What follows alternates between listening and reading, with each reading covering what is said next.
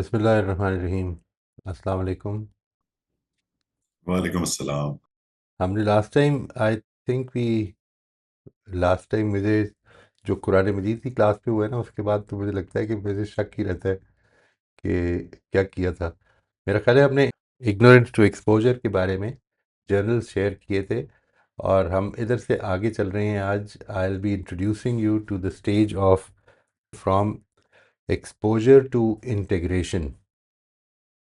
इस मामले में जो चीज़ इम्पॉर्टेंट है समझनी वो ये है कि एक्सपोजर जो है वो बेसिकली जिस चीज़ का नाम है वो सिर्फ इतना ही है कि मैं एक चीज़ से अपनी एक आदत से या अपनी एक तरीके से रवैये से अवेयर हो गया हूँ।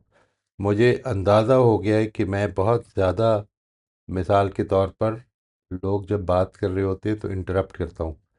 ये मैंने जिस तरह आपसे अर्ज़ किया था, ये मुझे अवेयरनेस हुई अपनी रिकॉर्डिंग्स को देख के। तो कोई भी चीज़ इस अवेयरनेस का बायस बन सकती है, किसी से बात हो सकती है, किसी का फीडबैक हो सकता है, अगर आप उसको ह्यूमिलिटी के साथ सुनेंगे।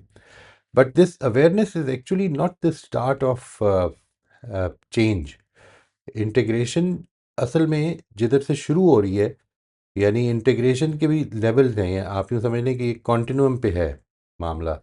वी स्टार्ट इंटीग्रेशन जिधर से हम इसके बारे में अब एक्शन लेने का सोच रहे हैं या कोई काम करना चाहते हैं इसके बारे में कि अपनी ये आदत, अपना ये एटीट्यूड, मैंने इसको ठीक करना है। तो इंटीग्रेशन इधर से बेसिकली शुरू होती है। मैं आज उसके बारे में थोड़ी सी बात करूंगा जी, and from there we will continue with the last step. From exposure to integration, once you are exposed कि आपकी जो इस वक्त की प्रोक्लिविटी है या आपकी इस वक्त का जो एक इंक्लिनेशन है, अब इससे आगे बढ़कर हम ठीक करना चाहते हैं मामलात को, उनको बेहतरी की तरफ लेके जाना चाहते हैं। इस मामले में जो सबसे पहली चीज़ समझनी है वो ये कि एक कॉमन फ्रस्ट्रेशन ये होती है कि जब वंस यू आर अवेयर, तो आदमी को ये ख्याल होता है कि ये अवेयरनेस जो है ये ख़ुद मुझे ठीक कर देगी।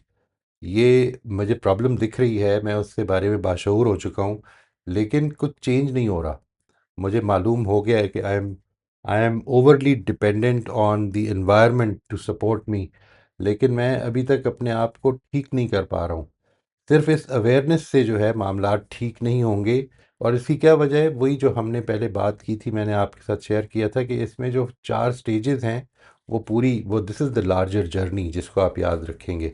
यानी इग्नोरेंस थी, I was there was a time when I was not even aware of this problem, and then there comes a time when I become aware of it. इससे आगे अभी 2 स्टेप्स हैं, यानी वो जो कंफर्टेबली अपने मामलात को उस तरह से चला लेना जिस तरह के आप समझते हैं कि चलाना चाहिए। मैंने जब इग्नोरेंस से एक्सपोजर में कदम रखा है तो मैंने ये समझा है, इस बात की अवेयरनेस पैदा हुई है मेरे अंदर कि जैसा कि होना चाहिए मैं वैसा नहीं कर रहा। और इस इल्म से असल में कुछ नहीं होगा। उसकी वजह से ये एक डिस्कम्फर्ट पैदा कर देता है। यानी मुझे ये मालूम हो गया है अब कि मैं वैसा जैसा करना चाहिए वैसा नहीं कर रहा। तो जो पहला स्टेप मैं लूँगा अब इसकी तरफ, तो ये समझ लीजिए कि ये इंटीग्रेशन का आगाज़ है। This is the start of integration. यहाँ पे इट इज़ बिगिनिंग, इंटीग्रेशन शुरू हो रही है। What exposure actually gives us, exposure से हमें मिलता क्या है? अवेयरनेस मिलती है, इंसाइट मिलती है अपने मसाइल के बारे में, और इमोशनल डिस्कम्फर्ट पैदा होता है। ये जो इमोशनल डिस्कम्फर्ट है कि मैं वो जो करना चाह रहा हूँ वो नहीं कर रहा, ये पैदा होता है। लेकिन एक्सपोजर हमें क्या नहीं देता? वो स्किल नहीं देता कि हमने ठीक कैसे करना है, वो स्टेबिलिटी नहीं देता। हम एक दफ़ा ठीक अगर कर भी रहे हैं तो अगली दफ़ा हो सकता है फिर गलती कर जाएं। तो ये एक्सपोजर हमें नहीं बताएगा। हमने हो सकता है कि अपने गुस्से पर, I think that I retort very badly when I am in anger, but I notice myself for instance retorting to और responding to authority, and there I am not very uncontrolled. मेरे वहाँ पे बड़ा controlled behaviour होता है। तो इसकी क्या वजह होती है? दूसरी जगह पे नहीं होता। वो जो मेरा बिहेवियर है वो स्टेबल नहीं है, अभी कंसिस्टेंसी उसमें नहीं है, और it does not provide new habits. ये चीज़ें एक्सपोजर प्रोवाइड नहीं करता। And how does it feel like? It feel like embarrassment, because I know inside that something needs to be changed, मुझे अपने अंदर कोई तब्दीली लानी है. It feels like guilt, it feels like discomfort, it feels like humble महसूस करता हूँ मैं, because what I am trying to achieve और what I think I should be doing, I am not. और फिर इससे एक जो चीज़ पॉजिटिवली पैदा होती है वो ये कि एक मोटिवेशन देता है हमें ये बदलने की. जो मैं चाहता हूँ कि मुझे होना चाहिए, मुझे उस तरफ बढ़ने की कोशिश करना है, इस चीज़ की मोटिवेशन देता है. और इसमें जो रिस्क्स इन्वॉल्व होते हैं एक्सपोजर की स्टेज में वो ये होते हैं कि आदमी के अंदर शेम, रूमिनेशन. रूमिनेशन का मतलब ये है कि बार बार आप एक चीज़ को रिगर्जिटेट कर रहे हैं. यू आर वो जो जुगाली करना कहते हैं ना, वो उसको उसी चीज़ के अंदर फंसे हुए हैं. सेल्फ क्रिटिसिज्म विदाउट एक्शन, मैं ये ठीक नहीं कर सकता. ये एक्चुअली यही वो चीज़ है जिसको शेम कहते हैं. शेम एंड एम्बेरसमेंट में फ़र्क बुनियादी तौर पर यह है कि शेम शेम आपकी ज़ात का हिस्सा होती है. यानी for instance, I am not intelligent, this is shame. I did not give an intelligent response, this is embarrassment. ठीक है, I can give an intelligent response but I did not. ये मुझे एम्बेरसमेंट की तरफ लेके जाता है. और शेम ये है कि आई एम नॉट इंटेलिजेंट, मेरी एक सिफत बन गई है ये. ठीक है जी, तो ये चीज़ें हमारे अंदर पैदा होनी शुरू हो जाती हैं. और अगर ये पैदा हो जाए तो इसके नतीजे में इंसान आगे बढ़ने के बजाय इधर ही रुक जाता है और फिर इसी पे ही अपनी वो जो इमोशन है, डिस्कम्फर्ट है, उसको खामोश कराने की कोशिश करता है. क्रिटिकल क्लैरिफिकेशन इसमें एक ये है कि अवेयरनेस जो है, महज अवेयरनेस, ये प्रैक्टिस नहीं होती.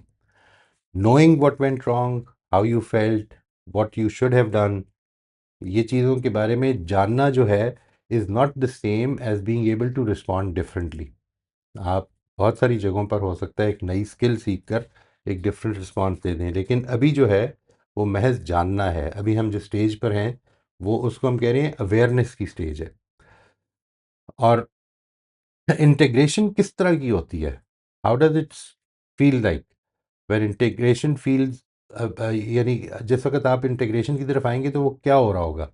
Deliberately practising a new response, आप उसके बारे में सोचने लग पड़ेंगे कि मैंने क्या करना है, मुझे किस तरह से रिस्पॉन्ड करना है. Acting with effort and attention, आप ज़्यादा कॉन्शियस हो जाएंगे. जिस तरह से गाड़ी चलानी सीखी थी ना, एक एक गियर लगाते हुए क्लच के ऊपर ध्यान होता था, फिर स्पीड के ऊपर ध्यान होता था, फिर गियर कि पता नहीं फर्स्ट लगा हुआ है कि सेकंड लगा हुआ है. You were always thinking about it. तो ये अटेंशन और effort, and keep this in mind that this effort is quite tiring. ऐसा नहीं होता कि ये बड़े आसानी से हो जाती है. It takes toll on your mind.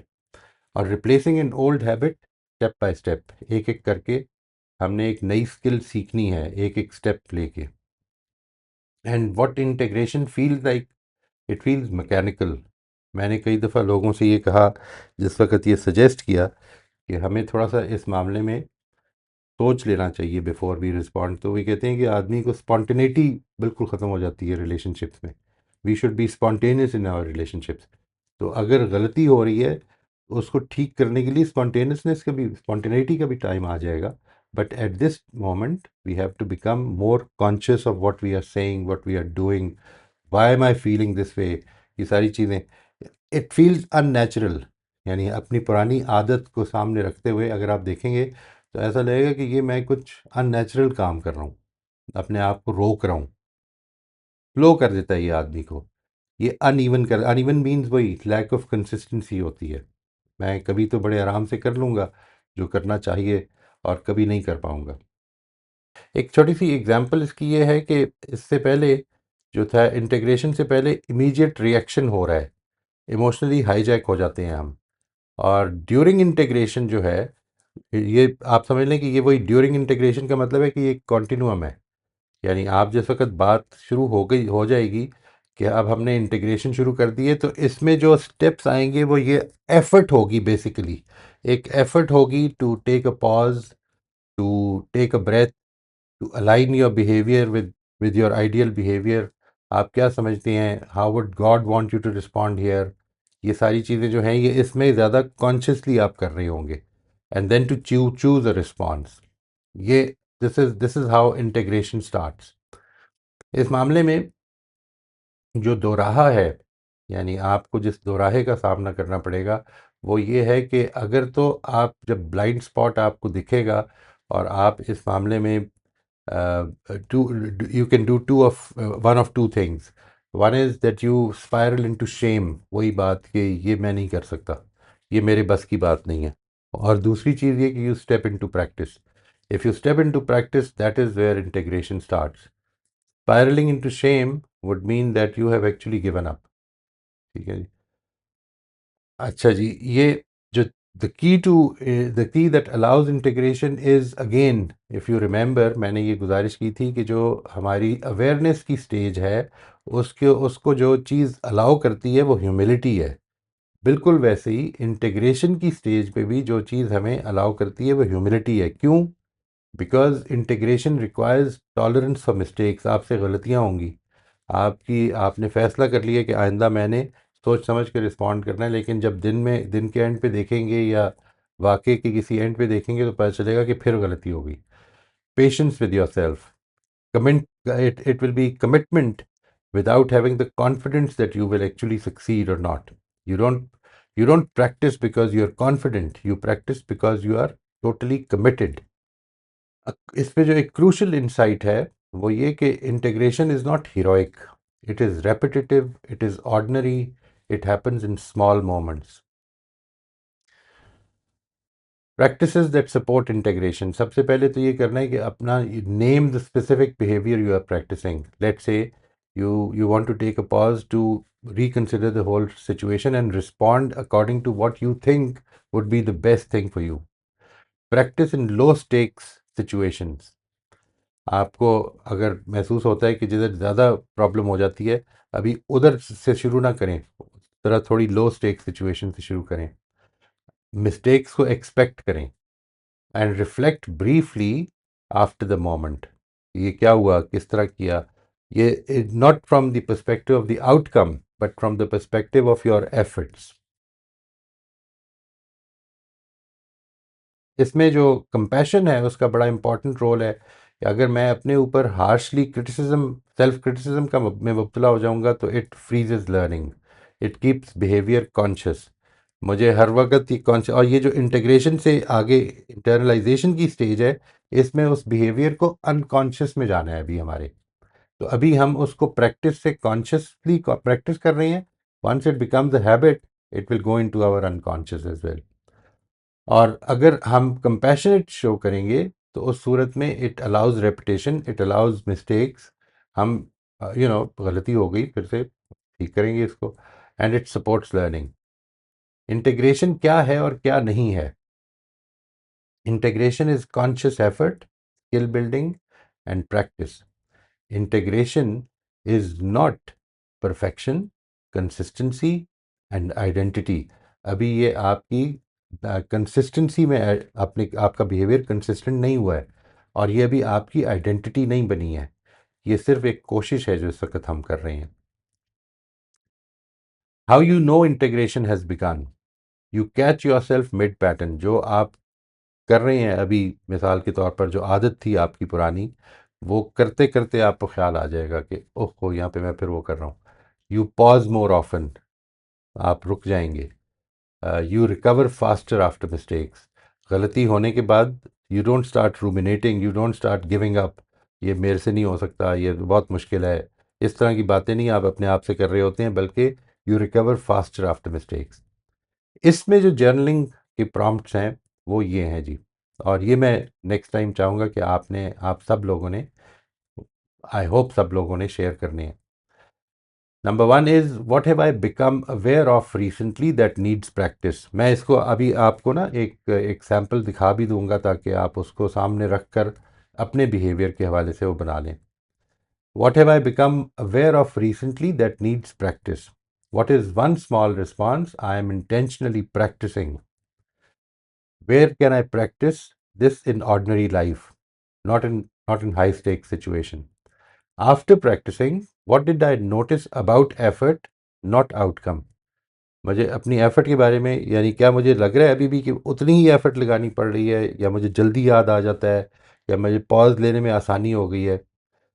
इसके बाद the shift to watch for, जिस वक्त आपको महसूस होगा कि ये अब मैं इंटीग्रेशन की तरफ जा रहा हूँ, तो आपको असल में ये वाली फीलिंग होगी कि I see it and now I will practice differently. मुझे दिख गया है और मैं इसको अब डिफरेंट तरीके से प्रैक्टिस करूँगा। एक्सपोजर से इंटीग्रेशन की तरफ जो है फ़र्क वो क्या है, एक्सपोजर ने आपको रिवील कर दिया है एक प्रॉब्लम, या आगाही कर दी है। इंटीग्रेशन जो है ये स्टार्ट कर रहा है प्रैक्टिस को। Change becomes possible at this stage. अगर इंटीग्रेशन में यू डोंट स्लाइड बैक, तो then change becomes possible. And the final carry forward question for this session is, what am I practicing right now? Not perfectly, but deliberately. Remember, the work of integration happens in the small, ordinary moments where effort quietly replaces habit. ये भी share करता हूँ आपसे कि जो मैंने आपको बताया ना, ये चारों क्वेश्चंस जो हैं, इनको हम लेट्स से मैंने एक सैम्पल बनाया था, अपने अपने उसको सामने रखते हुए वो आपके साथ शेयर कर देता हूँ। और हम इस प्रेजेंटेशन की पीडीएफ भी शेयर कर देंगे जी आफ्टर जी, द ज़रूर सेशन ग्रुप में। ज़रूर ज़रूर। अच्छा जी, ये जर्नलिंग के प्रॉम्प्ट्स हैं जी। ये जो मैंने अभी आपको बताए हैं, ये वो प्रॉम्प्ट्स हैं। तो मैं एक एक करके इसको ले लेता हूँ ताकि ये आपके सामने आ जाए। क्वेश्चन नंबर 1 ये है that what have I become aware of recently that needs practice. I have become aware that when I feel misunderstood, irritation rises quickly in me.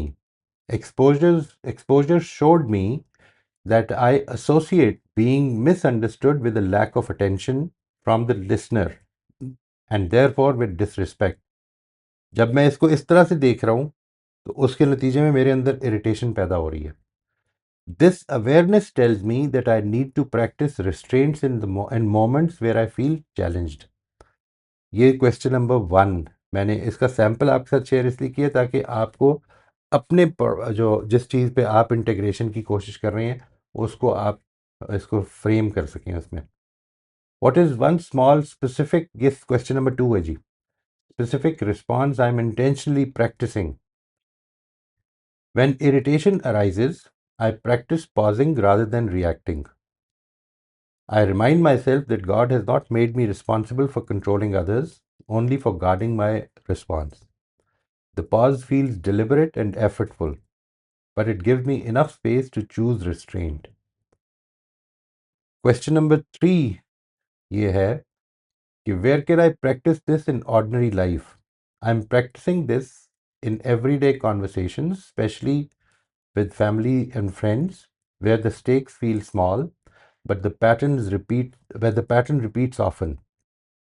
These moments feel safer than major conflicts, giving me repeated opportunities to practice patience and presence.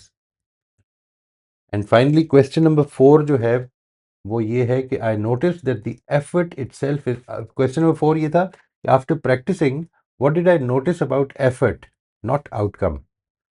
I noticed that the effort itself is tiring, even when the response is calmer. The emotion doesn't disappear immediately, but the choice to act with restraint feels meaningful. I'm learning that effort, when aligned with trust in God, is itself a form of progress even before arrives. ये हैं जी questions, and हम इंशाल्लाह इसको सामने रखकर, इसको model बनाकर, आप अपना जो भी जिस चीज़ को भी टारगेट कर रहे हैं, जिस चीज़ के बारे में एक्सपोजर लिखा है, तो आप उसको इंटीग्रेशन की तरफ लाने के लिए practice it during the week. ठीक है, when you practice it during the week, तो आपकी ये जर्नल एंट्रीज बड़ी रियल हो जाएंगी इंशाल्लाह। अच्छा जी, I am sorry, now we can take up any questions and comments that we might have जी, प्लीज।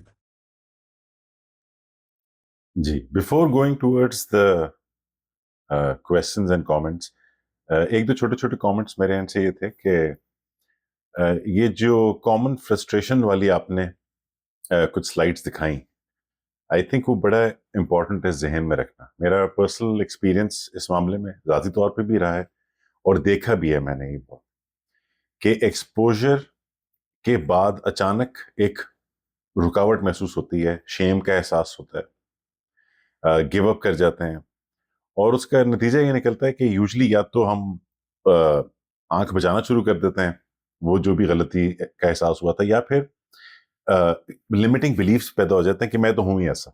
मैं हूँ ही ऐसा, ये शेम है असल में। जब आप ये कहते हैं ना मैं हूँ ही ऐसा, ये मेरे से नहीं हो रहा, ये एम्बेरसमेंट है। मैं हूँ ही ऐसा, ये शेम है। शेम है, बिल्कुल। तो इसमें एक दो एनालॉजीज इसको सोचने, इस तरह की चीज को अप्रोच करने के हवाले से जो मुझे बहुत काम आई, तो शायद यू नो और भी साथियों को, सुनने वालों को काम है। एक तो ये कि जिस तरह हम कोई मसल बिल्ड करना चाहते हैं अपना, तो हम पहले दिन ये एक्सपेक्ट नहीं करते कि हम जिम जाएंगे और 100 किलो उठाएंगे और उसके बाद मसल्स बिल्ड हो जाएंगे। वी अंडरस्टैंड नेचुरली कि अगर हमें रनिंग शुरू करनी है या हमने वॉक शुरू करनी है या कोई भी मसल बिल्ड करना है, तो वो स्लोली ग्रेजुअली बिल्ड होगा। और हम ये भी रियलाइज करते हैं कि हर स्टेप प्रोग्रेसिव है, इवन दो वो स्टेप लेते हुए एहसास नहीं हो रहा। हर रोज वॉक करने के लिए जाते हुए एहसास नहीं होता कि आज टांगे बहुत ज्यादा स्ट्रांग हो गई हैं, लेकिन वी बिलीव कि करते रहेंगे तो उसमें बड़ी तेजी से इंप्रूवमेंट आएगी। तो या तो ये इसको तरीका देखने का एक तरीका कि जी मसल जैसे बिल्ड होता है। दूसरा तरीका इसको देखने का ये भी हो सकता है कि जब हम किसी हैबिट को या किसी पैटर्न को चेंज कर रहे हैं, तो हम अगर कोई दीवार तोड़ना चाहते हैं तो उसके अंदर वो धमाके से तोड़ी जा सकती है, लेकिन यूजली ऐसा नहीं होता। यूजली फिर उसमें क्रैक्स आते हैं और वो क्रैक्स आहिस्ता आहिस्ता बड़े होते हैं, और फिर वो इवेंचुअल टाइम आता है कि वो आहिस्ता आहिस्ता डिमोलिश हो जाती है। तो हमारी हैबिट्स, हमारे पैटर्न्स भी इसी तरह के होते हैं। तो इनमें दोनों एनालॉजीज में से जो भी ज्यादा हेल्पफुल लगे वो यूज की जा सकती है। दूसरा पर्सनल एग्जांपल अगर मैं शेयर करूं quickly, something very recent actually, little shameful as well. मैं उसी ट्रैप में जा रहा हूँ जिस ट्रैप का मैं भी जिक्र कर रहा था। वो ये था कि आई स्टार्टेड रियलाइजिंग कुछ अर्सा पहले कि मैं बात करते हुए, स्पेशली कैजुअल माहौल में दोस्तों के साथ, जब किसी चीज को बहुत एम्फसाइज करना होता है या उसकी कोई सुपरलेटिव डिग्री बतानी होती है, तो कुछ ऐसे अल्फाज इस्तेमाल कर लेता था आदतन, जो अल्हम्दुलिल्लाह अब्यूसिव या बद अखलाक अल्फाज नहीं होते थे, लेकिन बहरहाल कोई अच्छी बात नहीं होती। ऐसी बात होगी जो मैं प्रॉब्ली अपने वालिद साहब के सामने मुनासिब नहीं समझूंगा करना, या किसी फॉर्मल एनवायरनमेंट में I will feel uncomfortable talking like that. तो ये एहसास, और ये जो आपने भी सारा जर्नी बताया, वो पूरा journey recently I went through it, और अभी इंटीग्रेशन नहीं हुई है, लेकिन I found my self making excuses कि अच्छा दोस्तों के साथ तो चलता है, अच्छा मैं रवानी में क्या गया, क्या बात हो गई, कोई बात नहीं, मैं हमेशा थोड़ी ऐसा करता हूँ। And but I fortunately I did find my self, जो स्लाइड मुझे बड़ी इंकरेजिंग लगी, कि I found my self catching my self, कि एहसास जब भी कह रहा था तो उस वक्त अक्सर आई कॉट माई सेल्फ, जिससे ये तसल्ली हो गई कि अच्छा चलो इसका मतलब है इंटीग्रेशन शुरू हो गई है। शुरू हो गई। बिल्कुल, बिल्कुल। ये है इंटीग्रेशन का एक बहुत बड़ा साइन। यानी आपको हो सकता है immediately after the event event याद आ जाए कि ओह ये गलती हो गई, ठीक है, I had to take this step. और ये जो ख्याल है ना, इसको ज़िंदा रखना है, इसके बारे में इसको इग्नोर नहीं करना।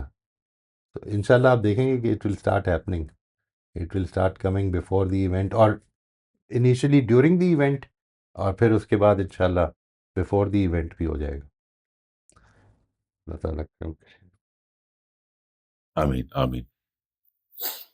अच्छा, और आपने अब इसमें नेक्स्ट वीक के लिए ये ज़रूर करना है जी अपने लिए।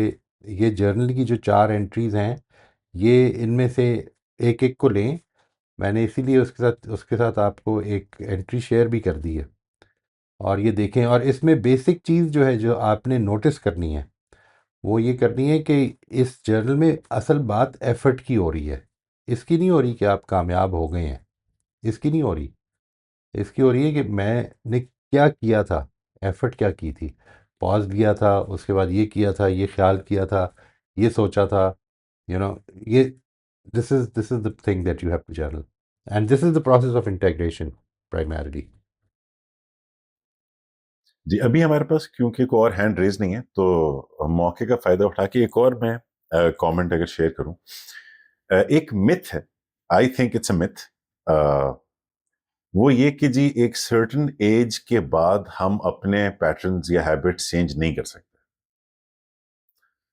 कोशिश भी नहीं करनी चाहिए। आई रिमेम्बर वेरी क्लियरली कि जब मैं 30s में था और दोस्त भी 30s की एज ग्रुप में थे, तो ये बात कई दफा होती थी कि भाई 40s में जाने से पहले पहले जो ठीक करना है कर लो, क्योंकि उसके बाद तो बड़ा मुश्किल है। फिर ये भी मैंने कई मर्तबा अपने पेरेंट्स से या ऐसे जो ज़रा एज में पेरेंट्स के या उनके नज़दीक एज के थे वैसे करीब के लोगों से सुना जिनसे फ्रैंकनेस थी कि कोई इस तरह की जिक्र हो भी जाए तो वो कहते थे कि पुत्र हुण की, यू नो, अब तो बिल्कुल। अब तो जाने का टाइम आ गया, अब क्या चेंज करना, अब तो जो होना तो हो गया। तो तो आई आई डोंट थिंक कि ये कोई ठीक बात है। मेरा ख्याल ये बिल्कुल गलत बात है जी। यानी मेरी रिलीजियस अंडरस्टैंडिंग भी इससे इबा करती है मानने से, मेरी साइकोलॉजिकल अंडरस्टैंडिंग भी, अब मतलब जो न्यूरोलॉजिकल जितने भी डेटा सामने आया है वो भी इसको मानने से इनकार करता है जी।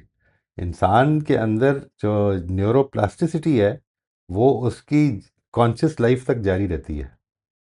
यानी इसको अगर आप देखना चाहें तो जो हैबिट्स हैं ना, मिसाल के तौर पर आदमी की इस ज़माने में तो हमें बहुत ज़्यादा अपेरेंटली नज़र आ जाएंगी। आप अपने बुज़ुर्गों को अगर एक नया टेलीफोन गिफ्ट करें, वो शुरू में थोड़ा सा परेशान होंगे कि ये क्या मुझे दे दिया यार, वो मेरा अच्छा था वो एक डब्बा जो था जिससे कि मैं फ़ोन कर लिया करता था।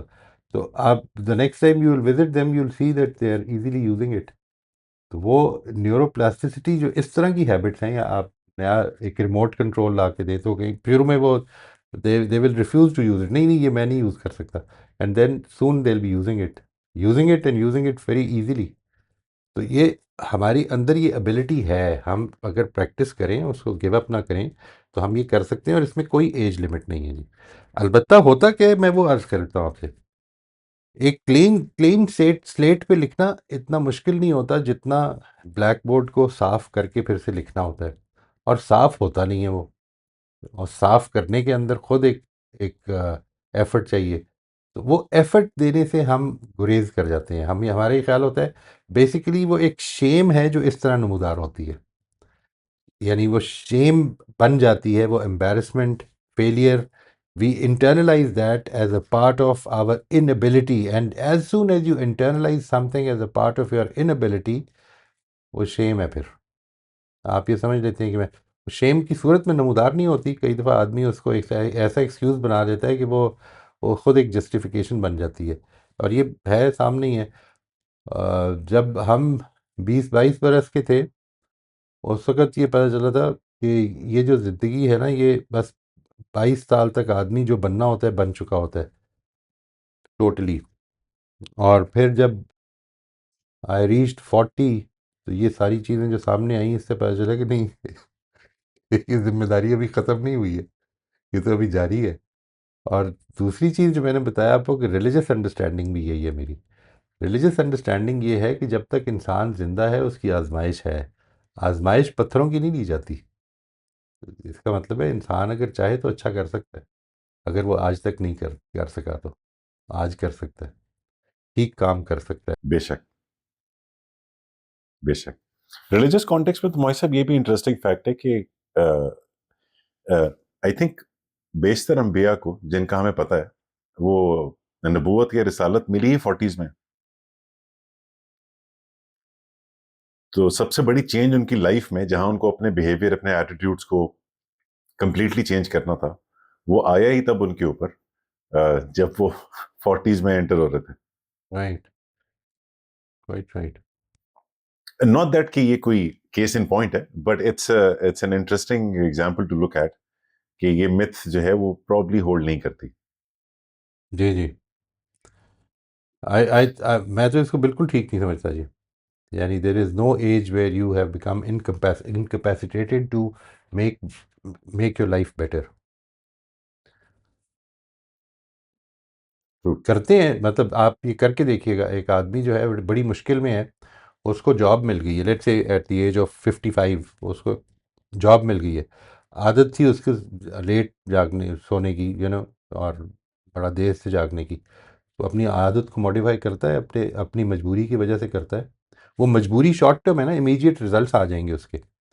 इस ये मसला जो है, इसके इमीडिएट रिजल्ट्स नहीं आएंगे, इसलिए इग्नोर हो जाती है। जी फातिमा, आप अनम्यूट कर दीजिए। जी अस्सलाम वालेकुम। वालेकुम अस्सलाम जी। अ, मुझे ये पूछना था कि how to deal with failure, like इस रास्ते में जब आप फेल करते हो तो कभी कभार आपको वो काफ़ी डीपली इम्पैक्ट करता है, टू द पॉइंट कि आपकी मोटिवेशन भी इम्पैक्ट हो जाती है और जो चीज़ें पहले आपको मीनिंगफुल लगती थी वो पर्पसलेस एंड मीनिंगलेस लगने लग जाती हैं। ऐसी सिचुएशन से कैसे डील किया जाए? जब आप कहते हैं फेलियर, फेलियर से आपकी मुराद एक्चुअली क्या है? यानी अपनी इम्प्रूवमेंट की जो हमने प्लान किया था उसमें फेलियर? यस, उसको ना कर पाना, हम्म। उसमें देखना कि आप लैग कर रहे हो कहीं मोटिवेशन के लेवल पे, कहीं अपनी गोल्स को असर्ट करने के लेवल पे, लाइक डिफरेंट लेवल्स पे आप चीजें नहीं अचीव कर पा रहे, नहीं, आपको अगर अपने तो इम्प्रूवमेंट गोल्स अचीव नहीं कर राइट, पा रहे। इम्प्रूवमेंट गोल्स अचीव करने के टारगेट तो वैसे रखना ही नहीं चाहिए।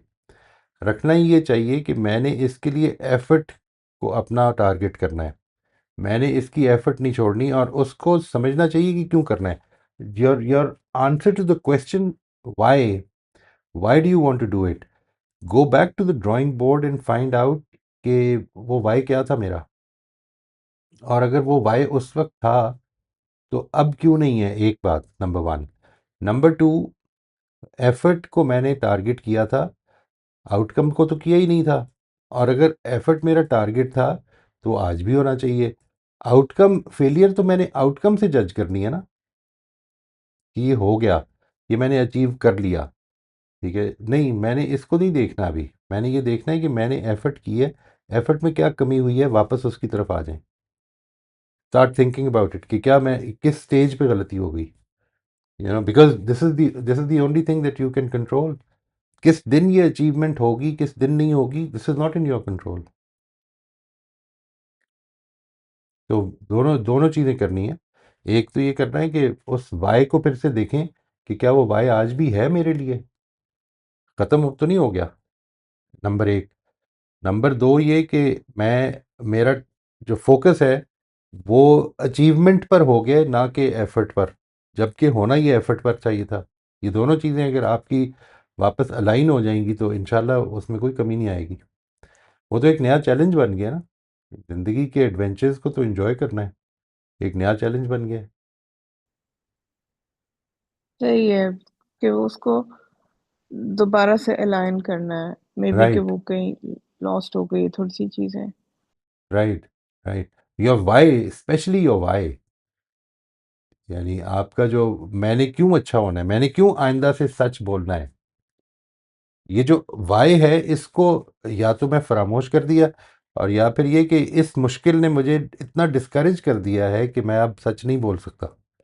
नहीं, ये तो नहीं, ऐसा तो नहीं है। मैंने तो कोशिश जारी रखनी है और उसके बारे में प्लान करना है। लेट्स से इस मौके पर मैं सच नहीं बोल सका हूँ, तो वो क्या चीज़ थी, मैं आइंदा कम अज़ कम ये प्लान तो कर लूँ कि मैंने इस अगर इस तरह की सिचुएशन दोबारा पैदा हुई तो क्या करना है। ये है एफर्ट। इस तरफ जितना आप फोकस रखेंगे, इसमें कभी फेलियर नहीं होगा, इसमें अप्स एंड डाउन्स आ जाएंगी। मैं थोड़ा सा अनकॉन्शियस हो गया था, मिसाल के तौर पर ये बात आ जाएगी, लेकिन फेलियर एज सच नहीं है, सेटबैक्स होंगे, इनको सेटबैक्स ही समझना चाहिए। ठीक है, सही है, थैंक यू। ये मोस्ट वेलकम। मोई साहब, एक ये भी तो पॉइंट हो सकता है कि अगर मुझे ये एहसास हो कि मैं फ्रीक्वेंटली, जैसे फातिमा ने भी पॉइंट आउट किया ना, ये मेरे साथ फ्रीक्वेंटली हो रहा है कि मैं यूजुअली जल्दी डिमोटिवेट हो जाता हूँ, या मैं समझता हूँ कि मैं डिमोटिवेट हो जाता हूँ अगर मैं इंप्रूवमेंट ना ला पाऊँ। तो मे बी फिर this is what we now need to work on. अब इसका एक्सपोजर आ गया है, और इस हैबिट को चेंज करने की कोशिश करें। पहले जिसको पहले चेंज करना चाह रहे तो उसको भी थोड़ी देर के लिए पॉज करके लेट्स अब एक और लेट्स से और फंडामेंटल लेवल की हमें डिस्कवरी हो गई, विच इज अमेजिंग, कि वी रियलाइज्ड कि अच्छा एक्चुअली वो चैलेंज नहीं था, चैलेंज ये है। और ये एक दफा ठीक हो गया तो फिर आगे वाली चेंजेस और आसान होते चले जाएंगे। जैसे अपने केस में very quickly example and then I move back, आज बहुत वक्त लिया मैंने, माजरत, कि I I used to realize कि मैं हेल्दियर हैबिट्स जो भी स्टार्ट करना चाहता हूं मैं उसमें यूजुअली लेजी हो जाता था। जिम नहीं जा रहा है, हेल्दी हैबिट्स, और अ, जब वो बार बार कोशिश की और फेलियर आते आते, तो while talking to someone I realize कि एक्चुअली चैलेंज ये नहीं था कि मैं लेजी हूं, या मैं एक्चुअल चैलेंज ये था कि मैं अपनी एंजाइटी पे काम नहीं कर रहा था। मुझे असल में तो अपनी एंजाइटी को कंट्रोल करना था। और ये तो एक वेग सी एग्जांपल है, but the point I am trying to make was कि एक प्रॉब्लम की या एक चैलेंज हमारा जो होता है उसकी परसूट में एक बहुत अच्छी आउटकम ये होती है कि हमें एक डीपर लेवल चैलेंज समझ में आ जाता है और हम अब उसको एड्रेस कर सकते हैं। That is also a win मेरे ख्याल में। बिल्कुल, बिल्कुल। वो कहा है ना जी, कल ही किसी से बात हो रही थी तो मैंने बता रहा था कि कुछ प्रॉब्लम्स ऐसी होती हैं ज़िंदगी में जिनको हमें सॉल्व करना होता है। वो इसलिए आती हैं ताकि हम उनको सॉल्व करें, और कुछ प्रॉब्लम्स ऐसी होती हैं जो हमें सॉल्व करने आती हैं। तो आप उन प्रॉब्लम्स ब्यूटिफुल। को इमेजिन ज़रूर रखें, because they are going to help you grow, they are going to help you develop into a much better human being. Because when you solve those problems, what is going to happen is that आपका जो outlook है ज़िंदगी के बारे में वो अच्छा होगा, सिर्फ वो प्रॉब्लम नहीं सॉल्व होगी। ये बड़ी अच्छी बात की आप। जी फरिया, आप अनम्यूट कर लीजिए। जी अस्सलाम वालेकुम सर। वालेकुम अस्सलाम रहमतुल्लाह जी। सर एक छोटी सी बात शेयर करनी थी। अभी हाँ, पिछले वीक हम लोग उम्रे पे गए हुए थे और सर बहुत ज्यादा रश था। और मुझे वो जो होता है ना कि अच्छा अब धक्के पड़ रहे हैं, अब ख्वारी हो रही है, औरतों को जिस तरह वहां पे ट्रीट किया जाता है, वो ऑब्वियसली जितनी दफा पहले भी गए तो इस चीज के ऊपर तो अपने ऊपर कंट्रोल तो रखना होता है क्योंकि आप वहां पे होते हैं। लेकिन इस दफा जो डिफरेंस था वो ये था कि there was actually a deeper purpose behind the control. क्योंकि हर दफा जब वो फ्रस्ट्रेशन शुरू होने लगती थी तो ये एक वो पॉज आता था और होता था कि नहीं मैंने, वाह। तो sir it made it easier and oh it yes, felt कि कोई काम का काम किया है, सिर्फ ये नहीं किया कि अपनी फ्रस्ट्रेशन पे कंट्रोल किया है। तो बहुत सर ज़बरदस्त बस बात ये sessions they have helped a है, लॉट। बहुत ही ज़बरदस्त और बात मैं है बस जी। थैंक अल्लाह यू कहना ताला, चाह रही थी। अल्लाह ताला इस पे मज़ीद सबको तौफीक दे जी। ये वाकई वो जो आपकी एक होता है टाइम जिस वक्त आप इमोशंस को सप्रेस कर रहे होते हैं, ये जो है कि मैंने इस वक्त अभी बात नहीं करनी, ये एक अब सप्रेशन नहीं रहता, ये एक मिशन बन जाता है। यानी एक मिशन बन जाता है विद अ पर्पस, कि नहीं मैंने ठीक तरह से रिस्पॉन्ड करना है इसलिए अभी बात नहीं करनी। तो actually it does not remain a suppression, it makes it, ये उसको मीनिंग दे दिया आपने। बहुत खूबसूरत बात की है जी। अल्लाह ताला हम सबको इसकी तौफीक दे, और ये ये भी तौफीक दे कि हम उससे घर को विज़िट करें जल्दी इंशाल्लाह। जी सर मैं यही मतलब I couldn't find the words to say it, लेकिन आपने वो बता दिया। और सर एक और जो छोटी सी प्लीज मेरी इसमें इस्लाह कीजिएगा कि सर मुझे लगता है कि इबादत जो हम घर पे कर रहे होते हैं वो ज्यादा एक सुकून से और उससे होती है। वहां पे जाके it is a practice of patience I think. Oh yes, मतलब oh yes, constantly you have to be patient. और फिर राइट, घर वापस राइट। आके तो फिर से नमाजें ठीक हो गई और सब कुछ हो गया और वहां पे वाज, तो सर इस पे बहुत मुझे गिल्टी फीलिंग होती है लेकिन हर दफा जाके मुझे यही फील होता है। हाँ, सो ये इस फीलिंग के लिए ही है ये एक्सरसाइज, असल में इस फीलिंग के लिए ही है। यानी इट इज़ अबाउट, इसको इसको अच्छी तरह से हज और उम्रे के बारे में मेरा पॉइंट ऑफ व्यू ये है कि ये अल्लाह ताला ने 3 दिन के अंदर अंदर, मतलब आपकी पूरी ज़िंदगी की जो सूरत बननी है। देखिए, आपने बड़ी प्यारी बात फरमाई है कि अकेले बैठ के सुकून में नमाज पढ़ने का अपना एक वो जो मज़ा होता है वो, लेकिन कई दफ़ा बड़ी एंग्जाइटी होती है, कई दफ़ा बड़ा फियर होता है, कभी कोई लव्ड वन जो है वो बहुत बीमार होता है, उस नमाज में वो चीज़ वो हुजूरी नहीं होती ना, वो एंग्जाइटी होती है, मतलब we are not really as present as we would have been under normal circumstance. ज़िंदगी ने आपको इन उतार चढ़ाव से गुजारना है, और इसके अंदर आपने खुदा के खूंटे से बंधे रहना है। ये जो हज और उम्रा है, ये बेसिकली उस पूरी ज़िंदगी की तस्वीर को चंद घंटों में और चंद दिनों में समो देने का नाम है। यानी हज और उम्रा बेसिकली ज़िंदगी की वो पिक्चर है कि जो अगर आप देखना चाहें तो यूँ समझ लें कि this is the way my life is going to be, that I will keep keep worshipping God, keep paying my regards, keep paying my respects to God all the time, under all circumstances। चाहे मेरा दिल किसी तरफ जा रहा है, चाहे मेरी एंग्जाइटी है, चाहे मुझे कुछ प्रॉब्लम है, चाहे इस वक्त कोई तंग कर रहा है, मैंने उसकी तरफ मुड़ना है। ये जो कैफियत है, इस एक्सपीरियंस को देने का नाम है ये इबादत। असल में दो चीज़ों, और दोनों चीज़ों में आप देखिए क्या है, एक तरफ खुदा की बंदगी और दूसरी तरफ शैतान से दूरी, यानी शैतान से नफ़रत। ये जो हज में तो बहुत ही ज़्यादा नुमायाँ हो जाती है। और आखिरी चीज़ जो है वो ये कि अल्टीमेटली मुझे इसी रास्ते में कुर्बानी भी दे देनी है अपनी। दिस इज़ वेयर ये मेरी एस्पिरेशन बन जाए कि ये जो हज है ये मेरी ज़िंदगी बन जाए। ये उसको सिंबलाइज करता है कि कैसी होनी चाहिए मेरी ज़िंदगी। यानी ज़िंदगी के सारे सामान छोड़ के मैं चला गया हूँ अल्लाह के पास। ये है जो असल में कैफियत तारी हो जाए मेरे ऊपर। तो वो जो है ना अफरा तफरी का माहौल, वो असल में इस ज़िंदगी की वो पिक्चर है। इस ज़िंदगी की सारी अफरा तफरियों से निकल कर मैंने आना है, खुदा की तरफ वापस जुड़ना है, अपने खूंटे से बनना है। Thank you so much, sir. Now it makes so much more sense. Thank you, sir. Thank most welcome. Rafia, आप अनम्यूट कर लीजिए। अस्सलाम वालेकुम भाई साहब।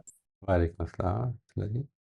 अ, ये जो फरिया बात कर रही थी, मेरा भी एक्सपीरियंस हुआ था कि मैं भी काफी साल पहले उम्रे पे गई थी, तो मैं सजदे में थी and somebody passing by just put his foot on my back and उसमें तो इतनी सख्त टेंशन और एक फियर जैसा था। I didn't even realize it was some man passing by, and I tried to raise myself up, and then I thought के why would people do such things? वो कोई लेडी गुजर रही होगी या जो भी था, didn't have space, to just decided that this was one way of passing through. तो मैं ये कहती हूँ कि उम्र की भी एक पर्पस होती है, to give everyone patience, to give everyone a chance, धक्के देना और पुश करना। How does that affect you when you go?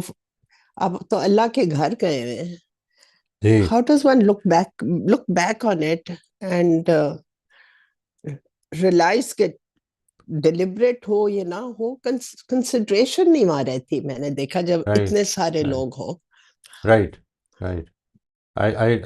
I would tend to agree with that जी, कि कंसिडरेशन नहीं रहती। लोग बिल्कुल ऐसे जैसे कि आर्मी बना के ना अपने हाथ जोड़ के तो एक वो तवाफ़ कर रहे होते हैं, और उसमें धक्कम पेल भी होती है, and they don't care. But this provides us the opportunity कि हमने वापस खुदा से जुड़ना है। ये जितने भी ज़िंदगी, और यही अपॉर्चुनिटीज़ हमारी ज़िंदगी में भी बनती हैं कि जिस वक्त हमें सपोर्टिव इन्वायरमेंट ना मिल रही हो, और उस वक्त मुझे ख्याल ये आया कि नहीं, मैंने खुदा से जुड़ना है। तो ये जिस तरह मैंने आपसे अर्ज़ किया कि वो 3 दिन 4 दिन की एक इबादत को या चंद घंटों के अंदर उसको समो दिया है, तो असल में अगर आप उससे सिंबलाइज कर लें कि मेरी ज़िंदगी असल में इस चीज़ की नुमाइंदा होगी कि मैंने खुदा की बंदगी करनी है अंडर ऑल सर्कमस्टांसेस, मेरा फोकस मेरी ज़ात रहनी है, मैं इधर आया हूँ, people are going to behave the way they behave, I don't care, I am going to be totally submissive to God, और मैंने वो काम करना है कि जो उसको पसंद है, और फिर ये चीज़ लेके मैं अपनी दुनिया में वापस जाऊं कि अब मैंने यही काम जारी रखना है। सिंबल है ना ये एंड उसका। प्लीज जी, मैं ask another question. You know, आपके जो बच्चे होते हैं, every naturally all children think for your welfare. अब बट आपकी एक स्टेज लाइफ में होती है कि आप फील करते हैं कि मेरी भी सुननी चाहिए, what I want also should be considered. This should be considered. तो इस किस्म की चीज में should just not argue with the children, or just end up and say, okay, I'm not going to do this, because they mean it well, but then you also want to feel something that I want, this is my need, and I right. want to do this. तो इसमें इसमें देखिए कोई it rule becomes नहीं बनाया जा सकता। आई am sorry, please please continue, आप पूरी बात कर लीजिए पहले। नहीं नहीं, ये कि because the children are abroad, so वो okay they worry and all, but वो जो एक होता है कि they think that you are like a little child who has to be looked after, और वहाँ इतनी दूर से या यहाँ के भी ये करना है वो करना है, we I do know that things are not very good in Pakistan. I do know कि बहुत thefts हो रही हैं, इस वजह से वो परेशान होते हैं कि आपको अपने आप को सेफ गार्ड करना है, but I think sometimes you realize कि जो होना है वो होगा। मैं I can't constantly live in fear कि डाकू आ जाएंगे या कोई दरवाजा तोड़ देगा, so it becomes very unnerving for me. So I don't want to upset them, but I don't want to even upset myself. You'll have to set your priorities. Who's upsetting is dearer to you, yours or theirs?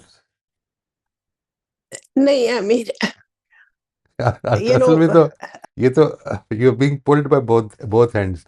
I need to take care of myself, I need to take care of others. ये जो बात है, कई दफ़ा अगर ये cost बन रही है तो इस पर कोई रूल तो नहीं बनाया जा सकता कि आप क्या करें, यानी बात करें या नहीं करें। अपनी कंसर्न्स बताकर और उनके कंसर्न्स को समझकर try to find a middle way. अगर कोई मिडल वे नहीं बनता है तो फिर वो करें जो आपको करना है। Take care of your upsetting more, it should be dearer to you, because you can't take care of others problems or others getting upset unless you are in a calm state of mind. ये आप कर नहीं सकेंगे, और करेंगे तो ये लगेगा आपको कि सारी ज़िंदगी यही कर सोचते रहेंगे कि मैंने इसके लिए कितनी बड़ी कुर्बानी दी है, तो उसका वो तो सारा सत्यानाश हो जाएगा। फिर कभी भी आपको कुर्बानी देने के बाद जिस पे वापस नहीं मुड़ना, किसी एक्शन को आपने किसी के लिए भी किया ना, तो इस तरह कभी ना करें कि उसको मेंशन करें कि ये मैंने तुम्हारे लिए किया था। ये कभी ना करें, ये तो बिल्कुल ही गलत है। आपने जो कुछ भी करना है कर लें, अपसेट होंगे, ठीक हो जाएंगे, फिर बाद में क्या होगा।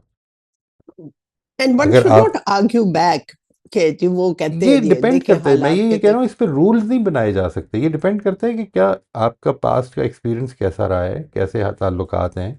ये सारी चीज़ों को देखकर some parents can discuss it, some parents can't. मैं I have some relations in which I would rather stay quiet। अगर वो पूछेंगे तो अपनी मशवरा दे दूंगा, वरना नहीं बात करूंगा, करूंगा ही नहीं। वो अगर पूछेंगे नहीं तो, इसलिए मुझे पता है, क्योंकि उसके नतीजे में असल में बात उधर रहनी नहीं है, और मेरे पास इतना टाइम नहीं है कि मैं इस पर अब अगले 3 घंटे सर्व करूं, तो मैं अवॉइड कर लूँगा। तो इस पर कोई रूल्स तो नहीं बनाए जा सकते। ये तो आपको देखना है कि क्या ये बात यहाँ पे करने की है, लेकिन अपना कंसर्न उनको लिख के भेज दें। You don't have to discuss it or anything. You can even write it down and send it to them. मेरा ये कंसर्न है, अगर ये मीट हो जाता है तो मतलब अगर मैं आई मूव फ्रॉम पाकिस्तान तो ये नहीं प्रॉब्लम सॉल्व होती मेरी, तो ना जाएं। और अगर आपके लिए वो ज़्यादा इम्पॉर्टेंट है कि बच्चे अपसेट ना हों, क्योंकि अगर ये ज़िंदगी में कभी भी आपको इम्पॉर्टेंट हो गया ना कि बच्चे, मिसाल के बच्चे या बड़े या पेरेंट्स या भाई या दोस्त, ये अपसेट ना हो, तो फिर मैं आपसे अर्ज करूं कि this is not going to be the last time. ये इंस्टेंसेस जो है ये ज़िंदगी में इतने ज़्यादा आने हैं, आप हर मौके पर यही सोचेंगे कि वो अपसेट हो जाएगा, तो फिर अपनी अपनी राय को छोड़ दें, फिर अपसेट होने की आदत डाल लें। Actually they are visiting, they've come from America, तो उनको तो ये वो लगता है जिधर कि से भी आए पता हों, नहीं। इससे नहीं फ़र्क पड़ता। नहीं, even if they are visiting, they have come with a very grave concern for you, but you have decided otherwise, तो it's your life, you have a right to decide otherwise. but I shouldn't argue back, because वो argument में फिर then I get upset, trying to prove your point and trying to enforce कि no, I don't want to go and live in America। वो जो इस किस्म की बात होती है, तो It's very, very difficult. Anyway, I'm doing my best. Thank you. Thank you, Allah Mercy. खैर करे जी. It's welcome. it's not easy at all. Life is not easy at all.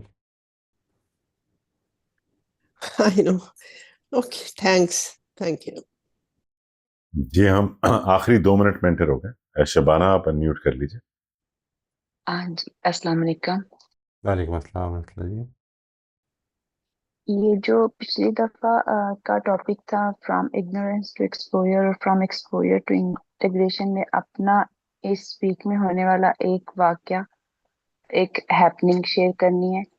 अम, और जैसे आज की बात के साथ भी वो डायरेक्टली रिलेट हो रही थी। जब आपने न्यूरोप्लास्टिसिटी की बात की तो आपने कहा कि एक क्लीन स्लेट पर लिखना आसान होता है, लेकिन पहले से भरी हुई स्लेट पर लिखने के लिए उसको हाली करना पड़ता है, जो हाली होती नहीं है, और ये एक मुसलसल कोशिश है। तो कल ही की बात है, मेरे हस्बैंड के साथ कोई बातचीत हो रही थी, वही जो मेरे भाइयों के बीच में हुआ चल रहा है, ऑल दैट।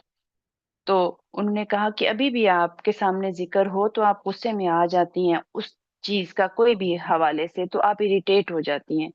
तो मैंने ना अभी जो आपने कहा कि वो हमारी जस्टिफिकेशन बन जाती है, तो मैंने उन्हें कहा हाँ, तो यही तो मेरा मसला है ना, मेरे पास ट्रॉमाज ही है ना, इसलिए मैं चिड़चिड़ी हो जाती हूँ।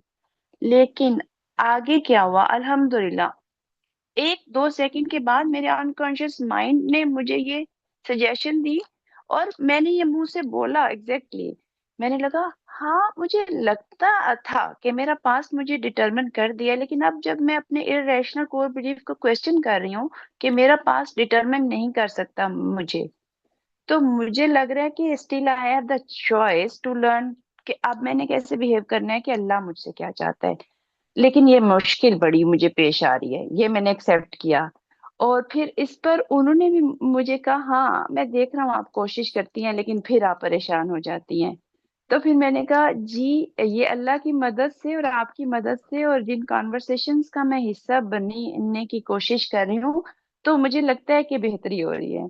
तो बस मैंने ये शेयर करना था। इंशाल्लाह जी. और ये आपका एफर्ट ही पे रहना है फोकस. ये जो है ना इंटीग्रेशन, इंटीग्रेशन का टाइम बेसिकली एक कॉन्शियस एफर्ट का टाइम है. इसके नताइज जिस तरह से फातिमा ने भी फरमाया था, नताइज बाद में निकलते आएंगे, वो इंटरनलाइजेशन हो जाएगी when when the effort becomes less effortful. ठीक है, ये आपने अभी सिर्फ एफर्ट पे रहना है. और the past is going to influence you, it can not determine you.